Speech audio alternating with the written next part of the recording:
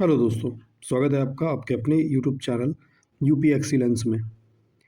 हम एसएसटी में की लगातार आपको एमसीक्यू सीरीज़ करा रहे हैं और आज एमसीक्यू सीरीज़ का ये चौथा वीडियो है। आपने अगर सीरीज़ नंबर 1, 2 और 3 नहीं देखा है तो मैं उसकी एक प्लेलिस्ट बना रखी है, आप वहाँ से जा कर के उस प्लेलिस्ट को विज़िट कर सकते हो। इन सारे एमसीक्यू की सीरीज़ को आप देख लीजिए, आपका एसएसटी में एक भी क्वेश्चन बाहर से नहीं आएगा, सारे क्वेश्चन इसी से मिल जाएंगे आपको। मैं एक एक क्वेश्चन पर प्रॉपर डिस्कशन कर रहा हूँ और प्रॉपर समझा रहा हूँ आपको। सबसे पहले इस चैनल को सब्सक्राइब कर लीजिए ताकि आपको अगले वीडियो के लिए इधर उधर ढूंढना नहीं पड़े। चलिए शुरू करते हैं आज के इस वीडियो को। आज के इस वीडियो में भी हम 20 क्वेश्चन के एमसीक्यूज को टारगेट करते हुए पढ़ेंगे। लेते हैं पहला क्वेश्चन। चलिए, आपको जो पहला क्वेश्चन है वो ये है, who played a major role in the unification of Germany. Germany के यूनिफिकेशन में सबसे ज़्यादा मेजर रोल किसका था, सबसे ज़्यादा रोल किसका था? पहला ऑप्शन कह रहा है हिटलर का, दूसरा कह रहा है बिस्मार्क का, तीसरा कह रहा है मुसोलिनी का और चौथा कह रहा है गैरिबाल्डी का। यहाँ पर यूनिफिकेशन ऑफ जर्मनी की बात कर रहा है, यहाँ पर यूनिफिकेशन ऑफ जर्मनी की बात कर रहा है, यानी जर्मन यूनिफिकेशन की बात कर रहा है। और जर्मन के यूनिफिकेशन में सबसे बड़ा रोल अगर किसी का दिखाई देता है वो दिखाई देता है बिस्मार्क का। So option number b correct हो जाएगा आपका क्वेश्चन नंबर 1 का। चलिए अगला क्वेश्चन देखते हैं। अगला क्वेश्चन है question number 2। What was the result of the Chauri Chaura incident. Chauri Chaura incident जो गोरखपुर उत्तर प्रदेश के अंदर एक जगह पड़ती है गोरखपुर, जहां पर पुलिस वालों को जला करके पुलिस थाने में जला दिया गया था, इसका रिजल्ट क्या हुआ? कह रहा है Rowlatt Act passed, Rowlatt Act को पास किया गया। Khilafat movement was launch, Khilafat movement को लॉन्च किया गया। Simon Commission arrived in India, Simon Commission Bharat आया। Non cooperation movement was taken back, non cooperation movement को वापस ले लिया गया। इसलिए ऑप्शन में non cooperation movement was taken back जो दिया है, ये ऑप्शन आपका बिल्कुल करेक्ट हो जाएगा। ये ऑप्शन आपका बिल्कुल करेक्ट हो जाएगा। अगला क्वेश्चन पे बात करते हैं भाई। अगला क्वेश्चन क्या कहता है? अगला क्वेश्चन कह रहा है when was vernacular press act पास। कब वर्नाकुलर प्रेस एक्ट पास किया गया था? वर्नाकुलर प्रेस एक्ट कब पास किया गया था? 1875 इसका रॉन्ग आंसर हो जाएगा, 1880 रॉन्ग है, 1885 रॉन्ग है। इसका जो करेक्ट आंसर हो जाएगा वो हो जाएगा 1878। जो वर्नाकुलर प्रेस एक्ट है वो 1878 में पास हुआ है। चलिए भाई अगला क्वेश्चन देख लेते हैं। अगला क्वेश्चन क्या है? What was the main cause of the end of corn law in Britain. Britain में कॉर्न लॉ के को खत्म करने का, ब्रिटेन में कॉर्न लॉ को खत्म करने का सबसे मुख्य कारण क्या था? Excessive agricultural production, increase in population, control on corn import और लास्ट ऑप्शन है protest by industrialist and urban people. मैं आपको यहां बता दूं कि इन्हीं के द्वारा कॉर्न लॉ लाया भी गया था और इन्हीं के आधार पर कॉर्न लॉ को खत्म भी कराया गया। सो इसका ऑप्शन डी करेक्ट हो जाएगा, protest by the industrialist and urban people. That is the correct answer. Now next question, when did the great depression begin. Great depression कब आया? कह रहा है ग्रेट डिप्रेशन बिगिन कब हुआ? तो अराउंड 1929 पे बिगन हुआ था। ऑप्शन देख लेते हैं भाई। 1928 दिया है भाई, रॉन्ग है। 29, हाँ 1930 रॉन्ग है, 1932 रॉन्ग है, it's 1929 is the correct answer. Great depression 1929 में आया, 1929 में आया, इसलिए 1929 करेक्ट हो जाएगा। अगला क्वेश्चन देखते हैं, क्वेश्चन नंबर 6 भाई। क्वेश्चन नंबर 6 क्या कहता है? With which of the following countries does Belgium share its border. Which of the following countries does Belgium shares its border. इतनी जो कंट्रीज दी हैं इनमें से बेल्जियम किसके साथ अपना बॉर्डर शेयर करता है? किसके साथ अपना बॉर्डर शेयर करता है? इटली के साथ शेयर नहीं करता, स्विट्जरलैंड नहीं करता, स्पेन नहीं करता। आपको मैंने पढ़ाया भी था चैप्टर में, लग्जमबर्ग के साथ अपना बॉर्डर जो है वो शेयर करता है बेल्जियम, इसलिए लग्जमबर्ग इसका करेक्ट आंसर हो जाएगा। Now the next question is, अगला जो क्वेश्चन है क्वेश्चन नंबर 7, वो कहता है विच ऑफ द फॉलोइंग, एक सेकेंड भाई, एक सेकेंड, हाँ, विच of the following is the subject of union list. इनमें से जो सब्जेक्ट्स दिए गए हैं नीचे, इनमें से कौन सा ऐसा सब्जेक्ट है जो यूनियन लिस्ट का है? यूनियन लिस्ट का है, ट्रेड, एजुकेशन, एग्रीकल्चरल या फॉरेन अफेयर्स। इनमें से कौन सा एक ऐसा सब्जेक्ट है जो यूनियन लिस्ट का है? आपके पास 3 प्रकार की लिस्ट है, मैंने पहले भी आपको पढ़ाया है, यूनियन लिस्ट, स्टेट लिस्ट और कॉन्करेंट लिस्ट। वो कह रहा है यूनियन लिस्ट में कौन सा आता है, तो याद रखिएगा मैं आपको बता दूं, इसमें जो एजुकेशन है, ये जो एजुकेशन है ये कॉन्करेंट लिस्ट का पार्ट है, और यूनियन लिस्ट में जो है वो फॉरेन अफेयर आता है, इसलिए ऑप्शन नंबर डी आपका करेक्ट हो जाएगा। अगला क्वेश्चन देख लेते हैं भाई, क्वेश्चन नंबर 8 देख लेते हैं। क्वेश्चन नंबर 8 क्या कह रहा है? क्वेश्चन नंबर 8 कह रहा है the representation of women has been ensured through the constitution in. Constitution में जो वुमेन का रिप्रेजेंटेशन है वो इंश्योर किया गया है कहाँ? लोकल बॉडीज के अंदर, राज्यसभा के अंदर, लोकसभा के अंदर, स्टेट लेजिस्लेचर के अंदर। इस समय पर ये जो नियम है वो लोकसभा में भी है, लोकल बॉडीज में भी है, स्टेट लेजिस्लेचर्स में भी है। लेकिन आपसे representation of women has been ensured through the constitution in पूछ रहा है, शुरुआत कहां से हुई है, इंश्योर कहां किया गया था? तो इंश्योर किया गया था लोकल बॉडीज के अंदर, इसलिए जो ऑप्शन नंबर करेक्ट हो जाएगा वो करेक्ट हो जाएगा ए। अगला क्वेश्चन कह रहा है which is the main opposition party in Uttar Pradesh. Uttar Pradesh की जो मेन अपोजिशन पार्टी है वो कौन सी है? उत्तर प्रदेश की जो मेन अपोजिशन पार्टी है वो कौन सी है? पर वो कह रहा है कि मेन अपोजिशन पार्टी कौन सी है।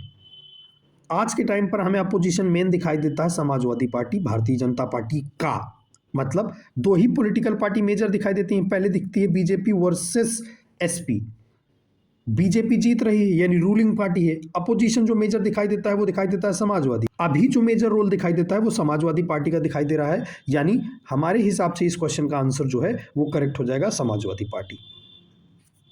भाई अगला क्वेश्चन देख लेते हैं। अगला क्वेश्चन है क्वेश्चन नंबर 10। क्वेश्चन नंबर 10 क्या कहता है? Democratic system is better than the other system because it. कह रहा है डेमोक्रेटिक सिस्टम जो है वो अदर सिस्टम से बेटर है, क्यों? क्या ऐसी चीजें हैं कि डेमोक्रेटिक सिस्टम जो है वो अदर फॉर्म ऑफ सिस्टम से बहुत बेटर आता है? जरा देखते हैं, ऑप्शंस देखते हैं जरा। ऑप्शन में पहला ऑप्शन क्या कह रहा है? पहला ऑप्शन कह रहा है प्रमोट्स इक्वालिटी, इक्वालिटी को प्रमोट करता है, बिल्कुल करेक्ट है। अमंग ऑल सिटीजन, सारे सिटीजन्स में समानता को प्रमोट करता है, बिल्कुल भाई ये तो करेक्ट है। प्रमोट डिग्निटी, हाँ भाई डिग्निटी भी वो करता है, प्रमोट करता है, लेकिन ऑफ द पर्सन, लोगों की डिग्निटी को प्रमोट करता है। दोनों ऑप्शन करेक्ट हो रहे हैं। अब भाई दो जगह टिक्का तो नहीं मारेंगे ना, टिक्का एक ही जगह मार सकते हैं, और टिक्का मारने के लिए हमें एक क्वेश्चन का ऑप्शन दे रखा है both a and b, so both a and b is the correct answer. Now question number 11 देख लेते हैं भाई। क्वेश्चन नंबर 11 कह रहा है which of the following is mineral is non metallic. In minerals में से कौन सा एक ऐसा मिनरल है जो नॉन मेटेलिक है, मेटेलिक नहीं है? बॉक्साइट मेटेलिक में आता है, जिंक मेटेलिक में आता है, मैग्नीज मेटेलिक में आता है। जब ये और ये तीनों मेटेलिक में आते हैं तो एक ही ऑप्शन बनता है, वो बनता है माइका। माइका मेटेलिक नहीं है, नॉन मेटेलिक है, इसलिए ऑप्शन जो होगा सी आपका करेक्ट हो जाएगा। अगला क्वेश्चन देखेंगे भाई। अगला क्वेश्चन कह रहा है when was the right to information act implemented. Right to information act implement कब किया गया? आरटीआई को इंप्लीमेंट कब किया गया? आरटीआई को इंप्लीमेंट किया गया था, मैं डायरेक्टली बता रहा हूँ आपको, 2005 में। आरटीआई को इंप्लीमेंट कब किया गया था? आरटीआई को इंप्लीमेंट किया गया था 2005 में। अगला क्वेश्चन देखते हैं। अगला क्वेश्चन कह रहा है which of the following is conventional source resources. Conventional resources कह रहा है। जब अगर ये क्वेश्चन आ ही गया है यहाँ पर, तो मैं आपको एक चीज और बता दे रहा हूँ कि लास्ट 2 ईयर्स से कंटिन्यू, पिछले साल के तो सारे सेट देख लीजिए, लगभग 7 सेट्स के 7 सेटों में भी आप एक चीज देख पाओगे, what is the conventional source of energy and what is the non conventional resources of energy. ये क्वेश्चन आपका, या differentiate between non conventional and conventional sources, ये जो क्वेश्चन है ये शॉर्ट में भी आपको मिला है और लॉन्ग में भी मिला है। मैं आपको यहाँ पर इसी क्वेश्चन नंबर 13 में एक चीज़ बता दे रहा हूँ कि एमसीक्यू तो आएगा ही आएगा, इससे एमसीक्यू तो आएगा ही आएगा, लेकिन एक चीज़ और है कि आप इसको थ्योरी के फॉर्म में भी प्रिपेयर कर लें। चलिए इसका आंसर देख लेते हैं। हमसे पूछा है कन्वेंशनल सोर्सेज, तो भाई कन्वेंशनल सोर्सेज में हमें सोलर एनर्जी, ये नॉन कन्वेंशनल में जाता है, टाइडल एनर्जी ये भी नॉन कन्वेंशनल में जाता है, विंड एनर्जी ये भी नॉन कन्वेंशनल में जाता है। अब हमारे पास बचा ही क्या है? बचा है कोल, तो कोल हो जाएगा आपका कन्वेंशनल रिसोर्सेज। अगला क्वेश्चन देख लेते हैं भाई, क्वेश्चन नंबर 14। क्वेश्चन नंबर 14 क्या कह रहा है, which of the following is also called agriculture and related subsidiary sector. Agriculture subsidiary sector से रिलेटेड कौन है? मैं एक चीज और बता दूं, अगर आप इस क्वेश्चन को लेकर थोड़ा कंफ्यूज हो रहे हो तो थोड़ी देर के लिए इस सब्सिडरी सेक्टर को, क्योंकि आपको कंफ्यूजन हो जाता है, इस सब्सिडरी सेक्टर को ऐसे क्रॉस कर लो, आप पढ़ लो। कह रहा है which of the following is called the agricultural sector, यानी एग्रीकल्चर सेक्टर कौन सा है। हम आपको पहले ही बता चुके हैं, एग्रीकल्चर सेक्टर जो है वो प्राइमरी सेक्टर है। सो ऑप्शन नंबर ए जो हो जाएगा वो इसका करेक्ट आंसर हो जाएगा। आई होप सो कि आपको इस क्वेश्चन में कोई प्रॉब्लम नहीं हुई होगी। अगला क्वेश्चन देख लेते हैं भाई, क्वेश्चन नंबर 15। क्वेश्चन नंबर 15 क्या कह रहा है, क्वेश्चन नंबर 15 कह रहा है which of the following person belong to organise sector. इसमें से कौन से ऐसे लोग हैं जो ऑर्गेनाइज सेक्टर से बिलोंग करते हैं। ऐसे कौन से लोग हैं जो ऑर्गेनाइज सेक्टर से बिलोंग करते हैं। अगर उसने ऑर्गेनाइज सेक्टर कहा है तो soldier, sorry sorry sorry sorry, एक सेकंड भाई, वो ये नहीं कह रहा which of the following person belongs to unorganise sector. वो अनऑर्गेनाइज सेक्टर की बात कर रहा है, ऑर्गेनाइज की नहीं, अनऑर्गेनाइज की। तो अनऑर्गेनाइज में हम पहले छांट लेते हैं। चलिए देखिए, सोल्जर ऑर्गेनाइज सेक्टर में आता है, बैंक का मैनेजर ऑर्गेनाइज सेक्टर में आता है, प्रॉपर टाइम है, प्रॉपर सैलरी है, काम करने का समय है, प्रॉपर लीव होता है। गस्टेड ऑफिसर के साथ भी वही है, ये भी ऑर्गेनाइज सेक्टर का पार्ट है। लेकिन जो एग्रीकल्चरल लेबर्स हैं, ये अनऑर्गेनाइज सेक्टर में आते हैं। इसलिए आपसे पूछा क्या था, पहले ये देखिए, आपसे पूछा था उसने अनऑर्गेनाइज सेक्टर, और अनऑर्गेनाइज सेक्टर अगर पूछा तो अनऑर्गेनाइज सेक्टर का ऑप्शन जो होगा वो ऑप्शन नंबर ए आपका करेक्ट हो जाएगा, option number a. Now we talk about the question number 16। अगर हम क्वेश्चन नंबर 16 की बात करें, कह रहा which of the following mineral is found in monazite sand. Option जो है वो हो जाएगा, पहला ऑप्शन है आपका जो वो है यूरेनियम, दूसरा दिया है कोल, तीसरा दिया है थोरियम और चौथा दिया है मिनरल ऑयल। यहाँ पर ध्यान से सुनिएगा, देखिए विच of the following mineral is found in monazite sand. कौन सा ऐसा मिनरल है जो मोनोजाइट सैंड के फॉर्म में पाया जाता है। कौन सा एक ऐसा मिनरल है जो आपका वो मोनोजाइट सैंड के फॉर्म में पाया जाता है।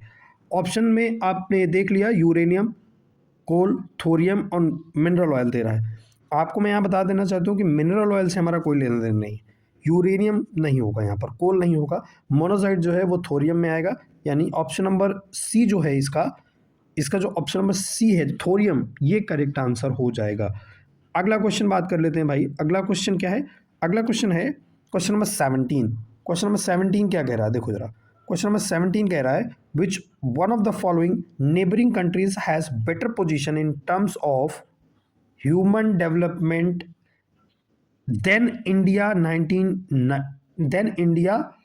2019, यानी 2019। Which of the following neighbouring countries has better position. ये जो नेबरिंग कंट्रीज हैं इनकी भारत की अपेक्षा कौन डेवलप दिखाई दे रहा है 2019 के आधार पर। अगर हम 2019 के आधार पर देखें तो आपने शायद पीछे वाला सीरीज अगर देखा होगा तो वहां पर मैंने आपको एक चीज बताई थी भाई, बांग्लादेश नहीं है, पाकिस्तान से लेना देना नहीं होना चाहिए, नेपाल हमने ऑलरेडी गलत कर रखा है। हमें किसी की बेटर पोजीशन अगर भारत के सापेक्ष में दिखाई देती है तो दिखाई देती है श्रीलंका की, इसलिए ऑप्शन नंबर सी जो है वो आपका करेक्ट हो जाएगा। अगला क्वेश्चन देखते हैं, question number 18। When did economic liberalisation start in India.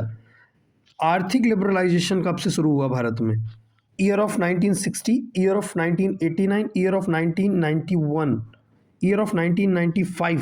हाँ, मेरे हिसाब से भाई इसका ऑप्शन जो करेक्ट हो जाएगा वो करेक्ट हो जाएगा ईयर ऑफ 1991, ईयर ऑफ 1991 यानी सी। 18 क्वेश्चन का आंसर नंबर 7 सी करेक्ट हो जाएगा। अगला क्वेश्चन देख लेते हैं भाई, क्वेश्चन नंबर 19। क्वेश्चन नंबर 19 क्या कह रहा है, the production of commodity mostly through the natural process is included in. The production of commodity mostly through the natural process is included in.